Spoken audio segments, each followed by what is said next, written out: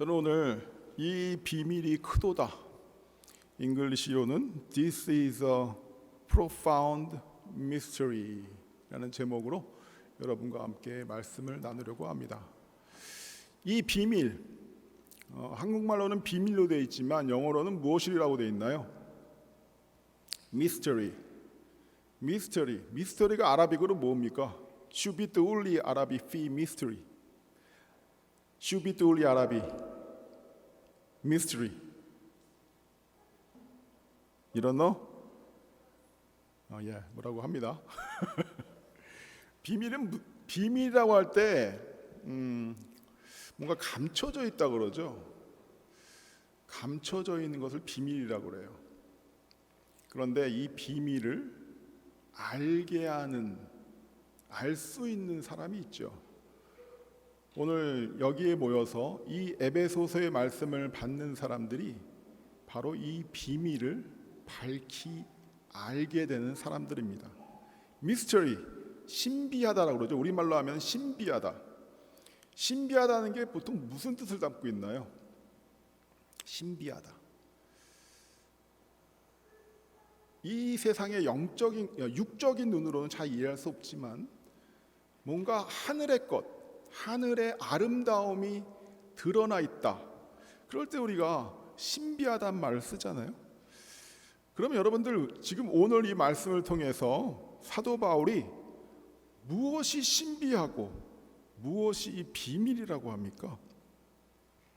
다시 본문으로 돌아가면 이미 사도 바울은 이 말씀을 하기 전에 아내와 남편이 어떻게 하나가 되는지, 결혼이라는 언약을 통해서 어떻게 하나가 되는지에 대해서 쭉 말씀을 했습니다.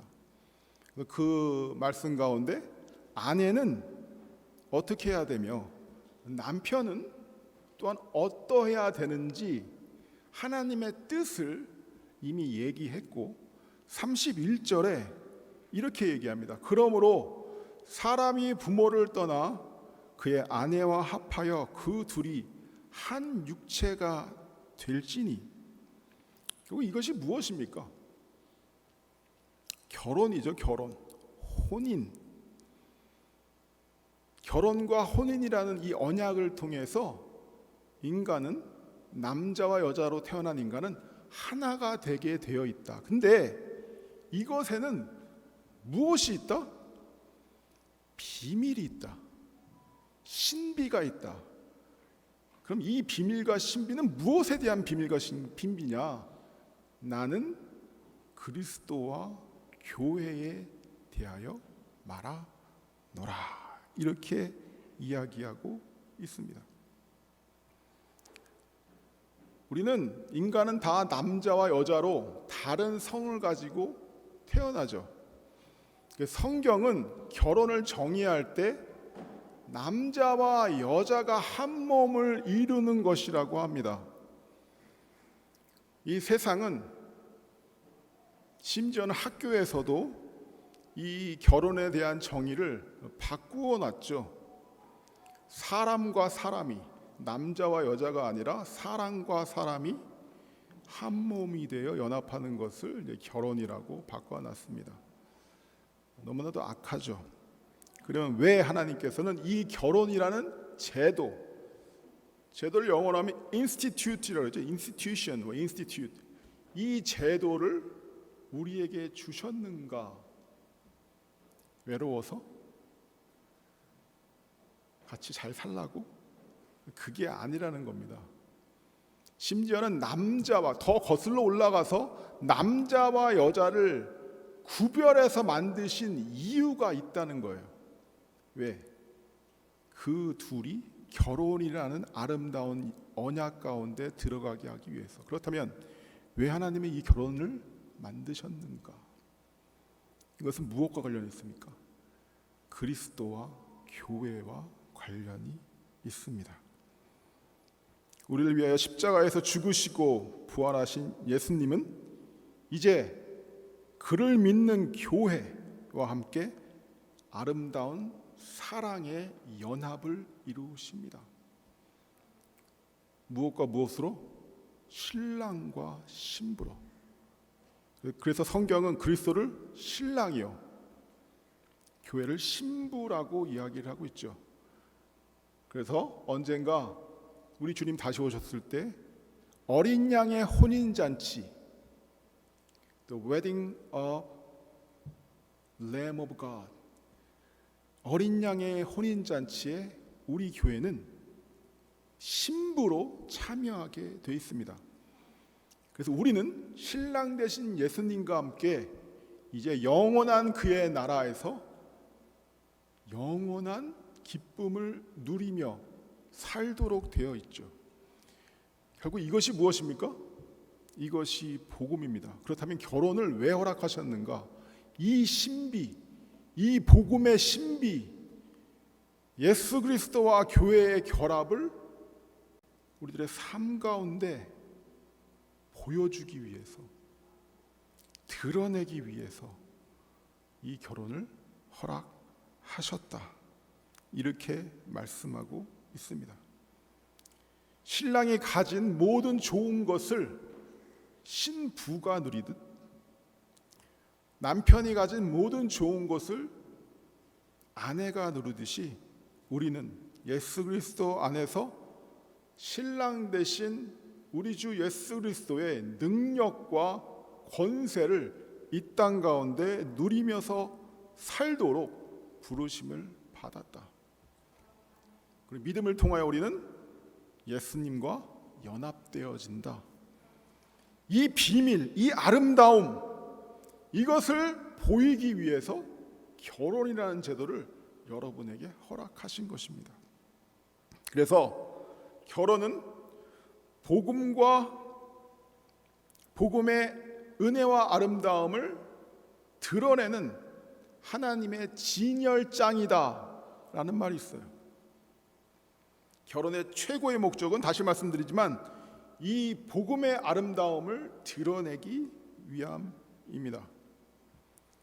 하나님은 사랑이시라 하죠. 하나님은 사랑이시다. 사랑하셨기 때문에 아들을 보내셨습니다. 이제 그 아들은 사랑하시는, 하나님이 사랑하시는 교회와 언약의 관계, 약속의 관계에 들어가죠. 제가 언젠가도 말씀드린 적이 있지만 우리가 예수님과 언약의 관계에 있기 때문에 우리는 하나님의 그 사랑을 의심하지 않습니다.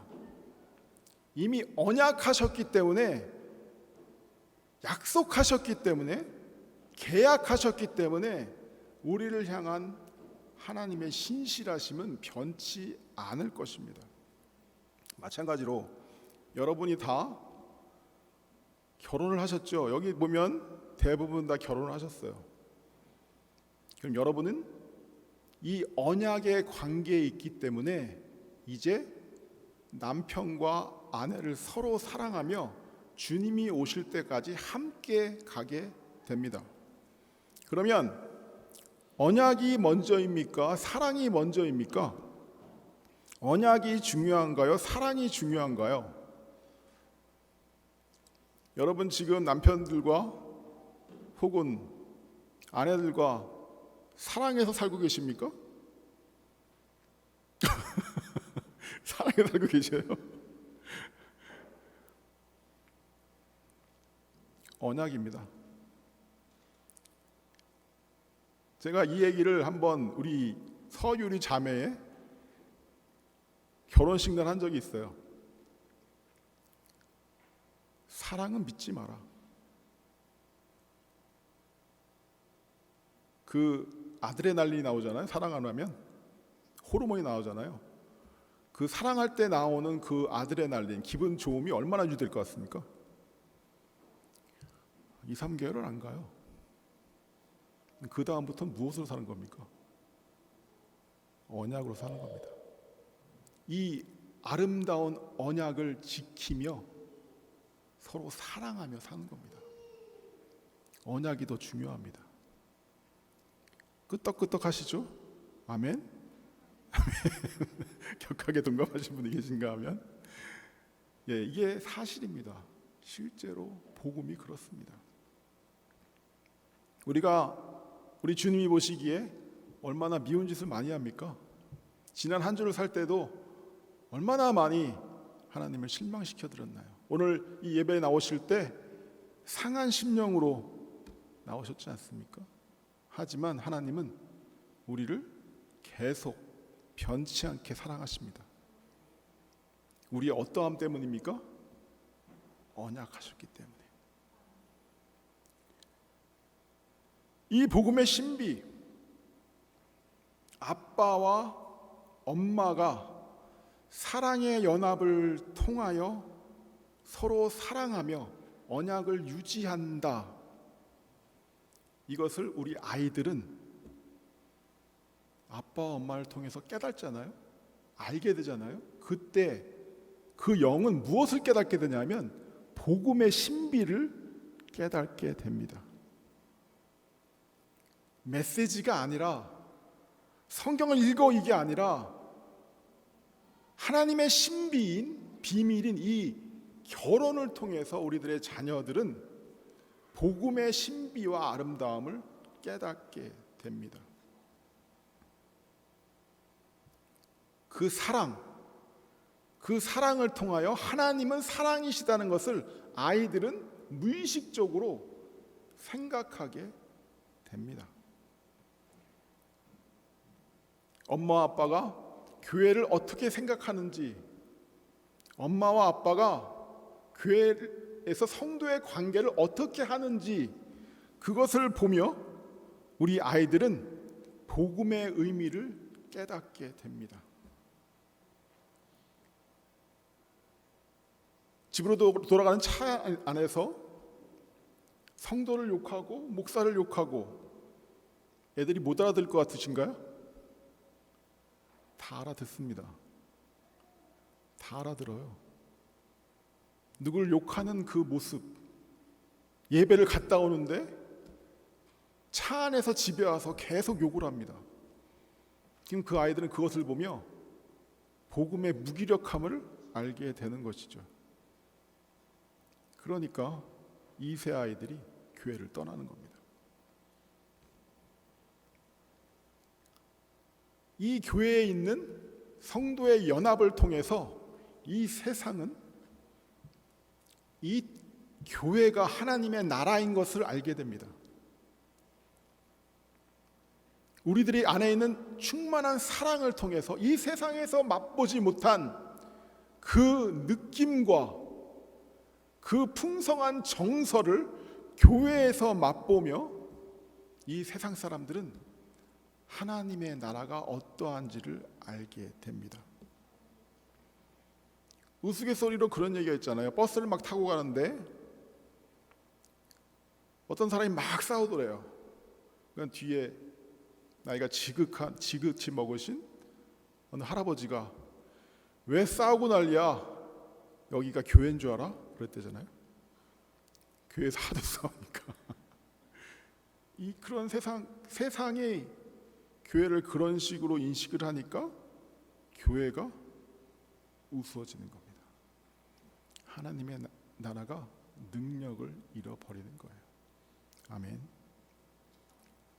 여러분, 부부의 풍성한 사랑으로, 여러분의 교회에 대한 사랑으로, 우리 교회 풍성이 임하는 하나님의 사랑으로 이 세상에 복음의 신비와 비밀을 드러내게 되기를 간절히 소망합니다.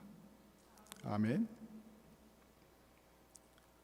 그래서 예수님은 요한복음 17장 23절에 이렇게 말씀합니다. 곧 이게 예수님이 마지막으로 골고다 언덕을 올라가시기 전 겟세마네에서 그 마지막 밤에 간절한 마음으로 드렸던 기도죠. 이렇게 기도하시죠. 내가 그들 안에 있고 아버지께서 내 안에 계시어 그들로 온전함을 이루어 하나가 되게 하려 함은 아버지께서 나를 보내신 것과 또 나를 사랑하심이 그들도 사랑하신 것을 세상으로 알게 하려 함이로소이다. 다시 한번, 아버지께서 나를 보내신 것과 또 나를 사랑하신 같이 그들도 사랑하신 것을 세상으로 알게 하려 함이로소이다. 무엇을 통해서 이 세상은 이 사랑을 알게 됩니까?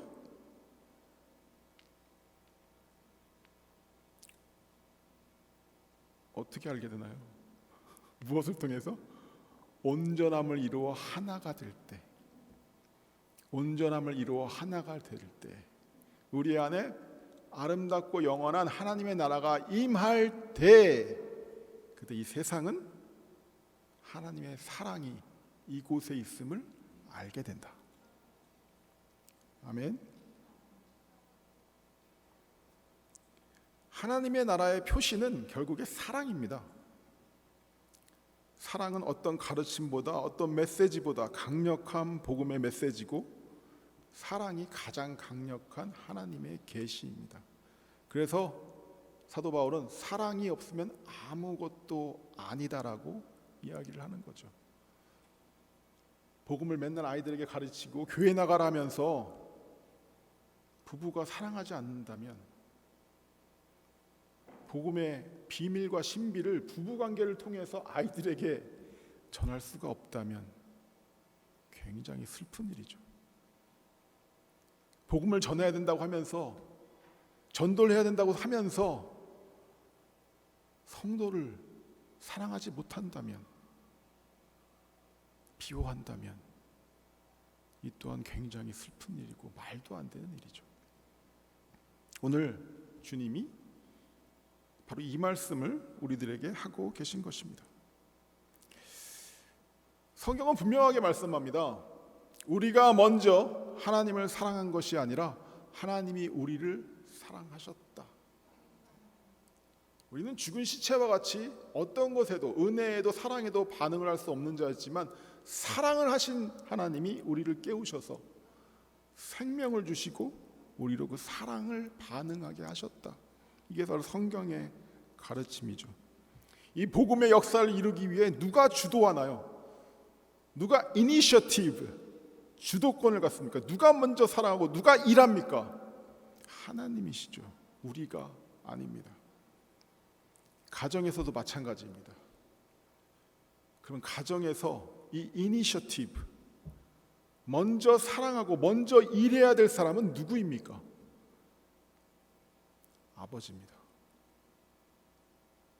아빠예요. 여기 계신 아빠.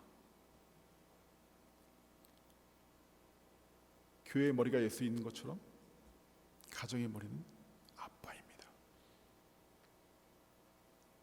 아빠에게 책임이 있습니다. 그래서 성경은 남편들로 하여금 아내를 사랑하라고 하죠. 예수 그리스도가 교회를 사랑했던 것처럼. 25절에 오늘 말씀 읽진 않았지만 같은 장 5장 25절에 이렇게 얘기합니다. 남편들아, 아내 사랑하기를 그리스도께서 교회를 사랑하시고 그 교회를 위하여 자신을 주신 것 같이 하라. 이렇게 말씀하고 계시고요. 33절에도 보면 그러나 너희도 각각 아내 사랑하기를 자신과 같이 하고 아내도 자기 남편을 존중하라. 이렇게 여기 말씀하고 있습니다. 성경 구조 잘못됐네요. 그거 안 올리셔도 됩니다. 뭐라고요?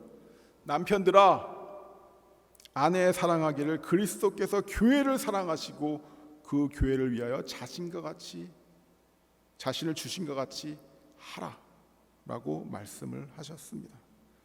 그때 아내들은 교회가 예수 그리스도를 존경하고 예수 그리스도를 따르듯, 아내들은, 자녀들은 아빠를 따르고 아빠를 존경하게 되어 있습니다. 아이들은 또한 아버지의 예배와 경건을 통해서 하나님이 어떤 분이신지를 알게 됩니다.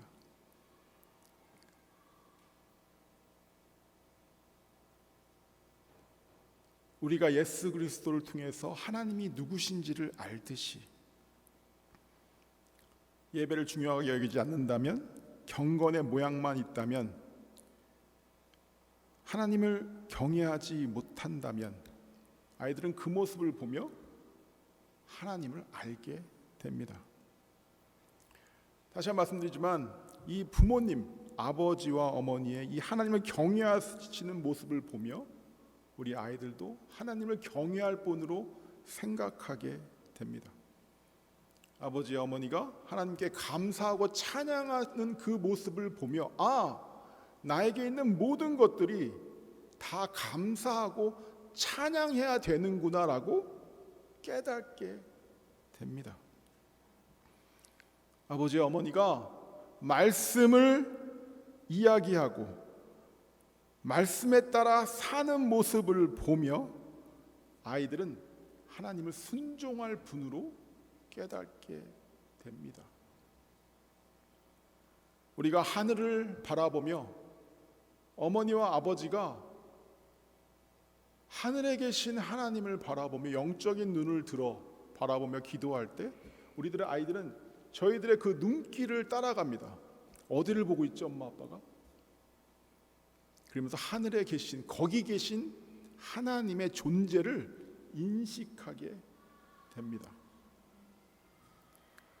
여러분 그거 아세요? 그 그림 세라피라는 게 있어요. 아이들에게 그림을 그려보면 지금 이 아이들의 정서가 어떤 상태인지를 알게 됩니다. 이 정서가 건강한 아이들이 반드시 그리는 게 있어요. 그 그림에. 그게 뭔지 아세요? 바로 태양입니다. 태양.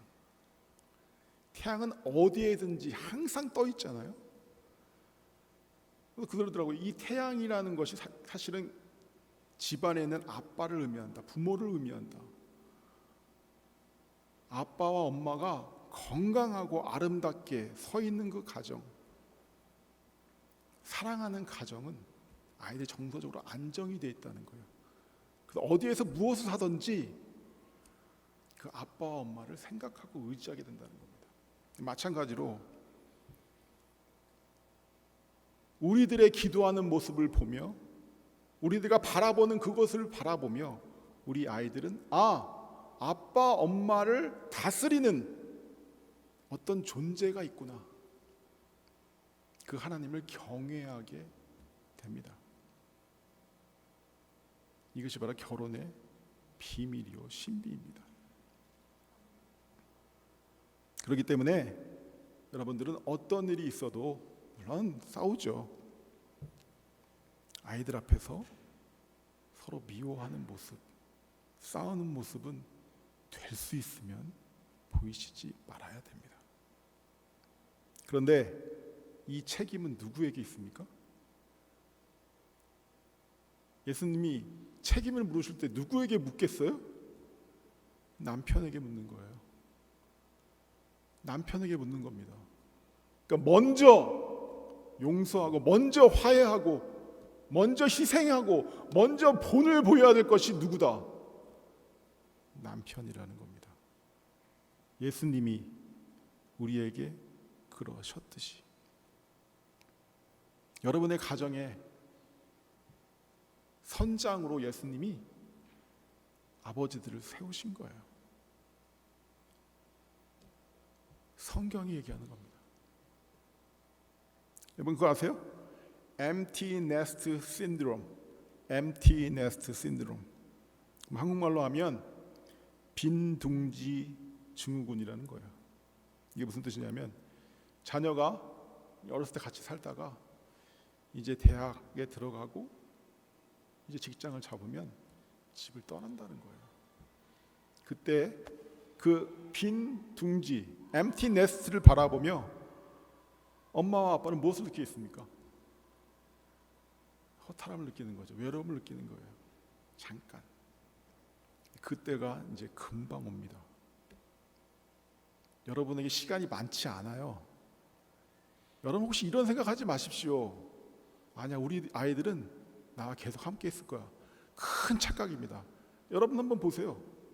특히 여기 와서 사시는 분들, 여러분들이 어떻게 부모님을 떠나서 이곳에 살고 계신지 굉장히 이기적인 생각입니다. 여러분들은 십수년 전에 부모님을 떠나서 여기 살고 있으면서 내 자식은 나와 함께 하길 바란다. 그렇지 않습니다.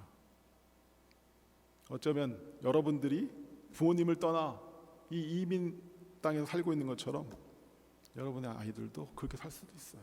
그렇게 안 되시길 바라시죠? 근데 제가 하고 싶은 얘기는 이것이 아니라 시간이 많지 않다는 겁니다. 시간이 많지 않아요. 금방 갑니다. 제가 저 딸아이를 보면서 느꼈어요.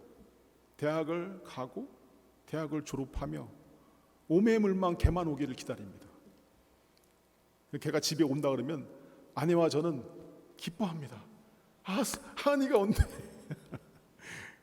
그런 날이 와요. 근데 중요한 건 시간이 많지 않다. 그러면 그 많지 않은 시간 동안 무엇을 하셔야 되느냐? 아이들에게 복음을 심어줘야 됩니다. 복음의 신비를 알려줘야 됩니다. 말로? 아니요. 여러분의 삶으로.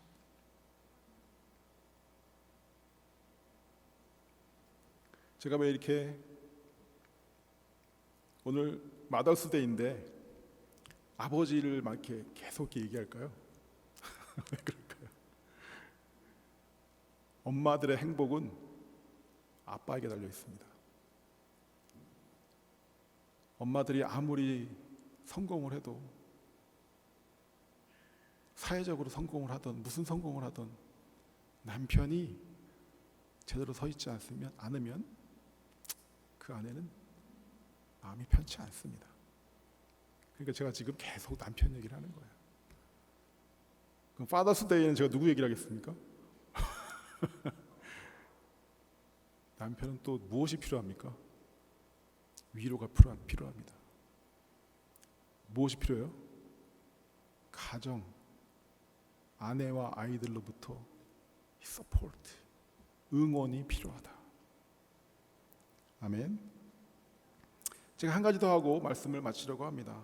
에베소서 6장 4절에 보면 이렇게 말씀합니다. 자녀 교육에 대해서 또 아비들아 너희 자녀를 노엽게 하지 말고 오직 주의 교훈과 훈계로 양육하라. 5장에서 그렇게 얘기했던 바울이 이제 6장에 넘어가면서 아이들에 대해서, 아이 교육에 대해서 이야기합니다. 그런데 좀 놀라운 게 있습니다. 왜 아비들아 하실까요? 왜 아빠야 엄마야 하지 않고 아비들아 하실까요? Fathers. 아이들의 교육의 책임은 누구에게 있기 때문에? 아빠에게 있기 때문에. 이건 약간 전통적인 생각과 다릅니다. 이 전통적인 이 악한 이 세상은 우리들에게 어떤 생각을 주냐면 남편은 돌보잖아, 열심히 일하잖아, 집에 와서 쉬어야 되잖아, 애기까지 교육하라고. 그렇지 않다는 거예요. 누구에게 지금 말씀하고 있습니까? 아비들아. 이런 겁니다. 우리 정윤자 집사님이 그리고 유희준 집사님이 집에 있는데 누가 똑똑똑 문을 두들겨요. 그러니까 예수님이에요. 그런데 몸이 더 빠르신 우리 정윤자 집사님이 싹 달려갔습니다. 문을 뻑뻑 열었어요. 예수님 딱 서 계세요. 예수님, 저에게 무슨 말씀을 하시려고요? 들어오세요. 그러니까 예수님이 잠깐, 너에게 이야기하기 전에 나는 먼저 네 남편을 만나야겠다는 거예요. 왜? 이 책임이 누구에게 있기 때문에? 남편에게 있기 때문에. 아비들아, 너희 자녀를 노엽게 하지 말고 오직 주의 교훈과 훈계로 양육하라. 제가 생각해봤습니다. 자녀를 노엽게 한다는 게 무슨 뜻인가? 내가 자녀까지 내가 비율을 맞춰야 되냐? 자녀들은 자주 노여워합니다. 쉽지 않아요. 근데 제가 생각을 해봤어요. 노엽게 한다는 게 무슨 뜻일까? 제 경험상 보니까 제가 우리 아이들의 이 경로를 일으킬 때가 몇 번 있었어요. 그때 어느 때냐 하면 잘못한 것을 혼낼 때가 아닙니다. 정말 잘못한 것을 혼낼 때 걔네들은 순순히 인정을 해요. 언제냐 하면 내가 그들을 공감하지 못했을 때, 엠퍼시, 그들의 상황을 이해하지 못하고 억울하게 했을 때, 그때 애들은 격노하더라고요. 그러니까 우리는 이해를 하려고 해야 됩니다. 그 아이의 상황을. 아이는 능력이 없는데, 아이는 이런 상황이었는데 이거 해야 돼, 저거 해야 돼, 내가 원하는 수준까지 다 달아야 돼, 이러면 아이들은 격노합니다. 또 언제냐? 내가 마땅히 화를 낼 때가 있죠. 가르쳐서 화를 낼 때가 있는데 그거 이상으로 나의 상황에 따라 내가 화가 나 있기 때문에 아이들에게 그 감정을 쏟아놓을 때, 요만큼만 혼내야 되는데 쓸데없이 이만큼까지 감정적으로 애들을 혼낼 때, 그때 아이들은 눈치챕니다. 저거는 아닌 것 같아. 얘가 똑똑한 게 아니라 이 영이 눈치를 채는 거예요. 아빠 엄마가 나에게 지금 자신의 화를 쏟아놓고 있구나. 그때 그것을 감지할 때 아이들은 노여워하게 됩니다. 10대의 자녀들을 보면 화를 내요. 부모가 뭘 가르치면 잘 안 들으려고 합니다. 그건 희망이 있어요. 어떻습니까? 문을 쾅 닫고 들어가요. 뭐 하라는데 막 문을 빵 닫고 들어갑니다. 도대체 쟤 때문에 집안에 바람 잘 날이 없다. 그러면 그건 희망이 있는 겁니다. 무슨 말이냐면 정말로 아이들이 노여워하면 대화를 끊습니다. 반응을 하지 않아요. 내가 이런 얘기를 해봤자 똑같은 얘기를 할 텐데, 똑같은 방식으로 날 대할 텐데 라고 하면서 대화를 끊어버려요. 그러면 어떻게 됩니까? 부모와 자식이 멀어지는 거죠. 그렇게 되면 안 됩니다. 공감하시기 바랍니다. 마땅히 화낼 것 이상으로 화를 내시지 마시기 바랍니다. 그리고 뭐라고 그럽니까? 오직 주의 교훈과 흉계로 양육하라. 제일 좋은 게 뭔가요? 주의 교훈과 흉계로 양육하는 것. 가정예배입니다. 그래서 제가 이렇게 가정예배를 하라 했던 거예요. 그때처럼 좋은 시간이 없습니다. 말씀에 나와 있잖아. 아빠가 하고 싶은 얘기 지금 하는 거 아니야? 아니잖아. 이 말씀이 이렇게 얘기를 하잖아. 그러면 서로 동감합니다. 그렇게 교훈하시기를 소망합니다. 아멘.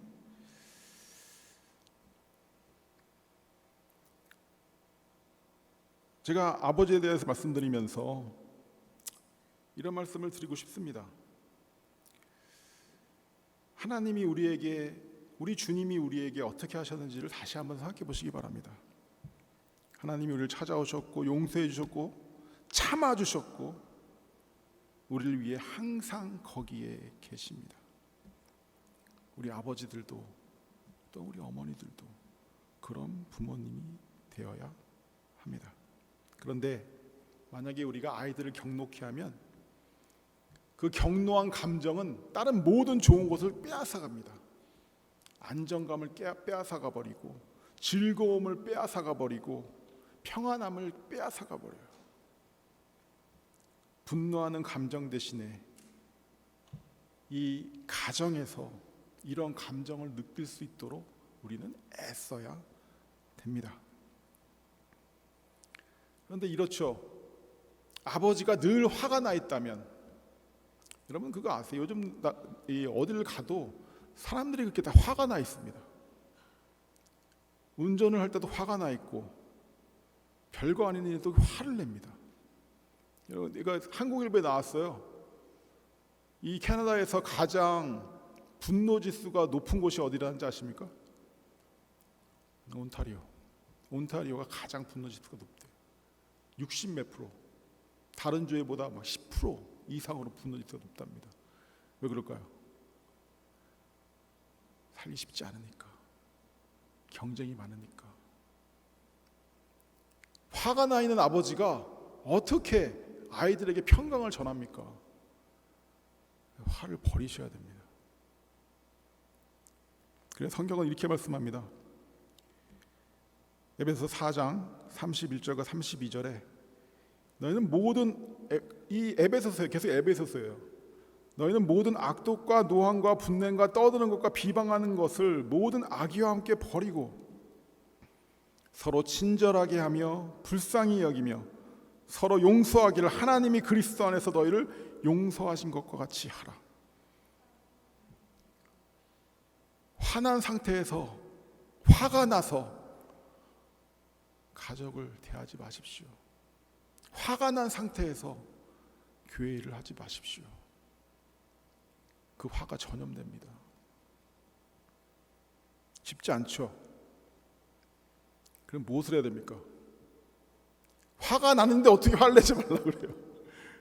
내가 이런데 내가 압니다. 하지만 쉽지 않아요.